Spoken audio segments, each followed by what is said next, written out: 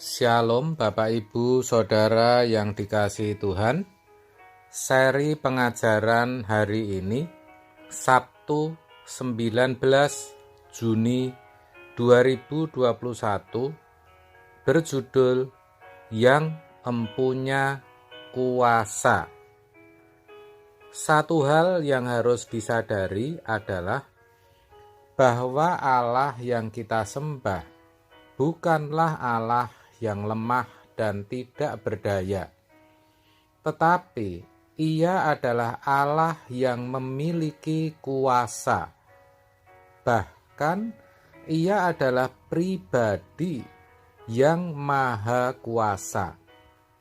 Hal itu nyata dituliskan dalam banyak ayat di Alkitab. Sebut saja dalam Kejadian 35 ayat 11 bagian yang A. Lagi firman Allah kepadanya, Akulah Allah yang maha kuasa.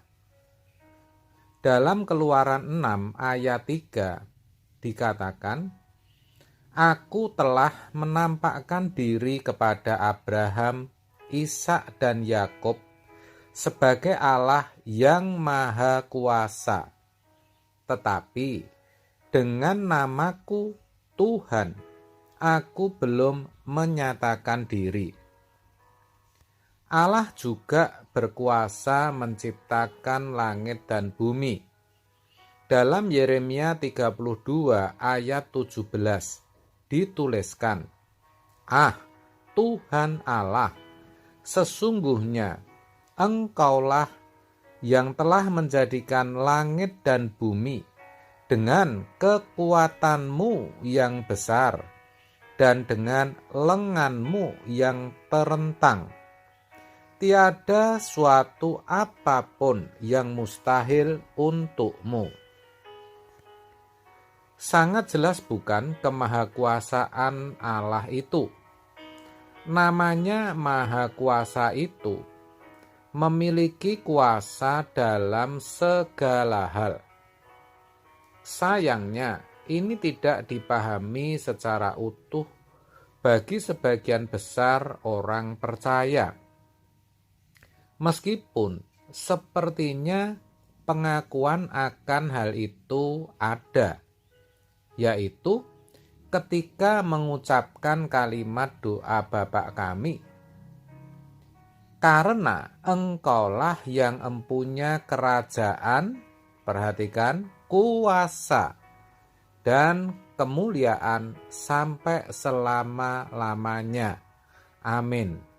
Itu dalam Matius 6 ayat 13. Tetapi faktanya, sebenarnya yang diakui hanya kuasa Allah yang dapat menyembuhkan, yang bisa melakukan hal yang mustahil, atau yang bisa melakukan atau mendatangkan mujizat. Itu pun dengan maksud agar kuasa itu bisa dialami atau terjadi dalam hidupnya. Padahal Allah juga berkuasa membinasakan jiwa.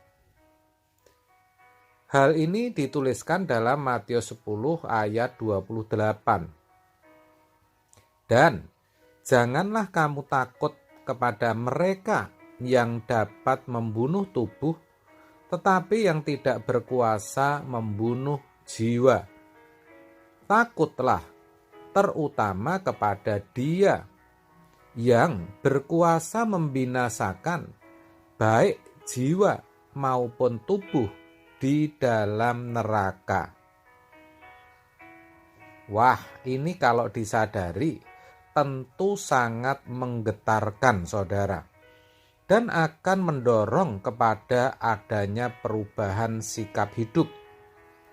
Apalagi kalau orang juga sadar bahwa Allah juga berkuasa untuk menghakimi.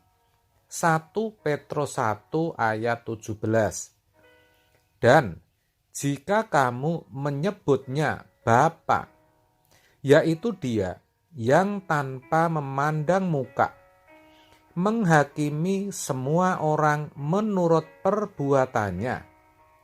Maka hendaklah kamu hidup dalam ketakutan selama kamu menumpang di dunia ini. Sayang sekali ini jarang disadari, sehingga kebanyakan orang tidak takut dan tidak menghormati Allah secara patut.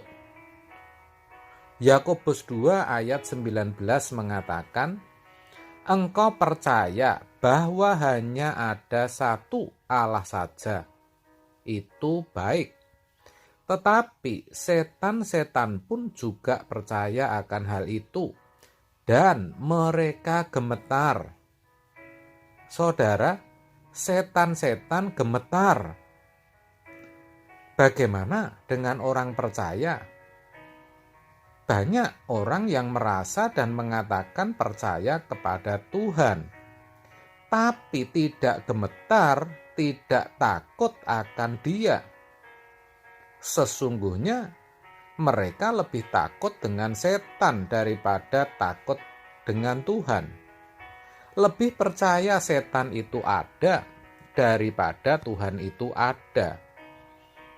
Ini sungguh ironi, saudara. Itu semua bisa kita lihat dari sikap hidupnya yang sembarangan, tutur kata yang menyakitkan, perbuatan yang semena-mena, juga sikap batiniah yang najis dan kotor, yang mana semuanya itu sesungguhnya berpotensi membuat Allah murka. Tetapi mereka tidak peduli. Sebab itu, melalui pengajaran hari ini, mari saudara, kita sadar bahwa Allah yang kepadanya kita berbakti dan beribadah itu adalah Allah yang empunya kuasa.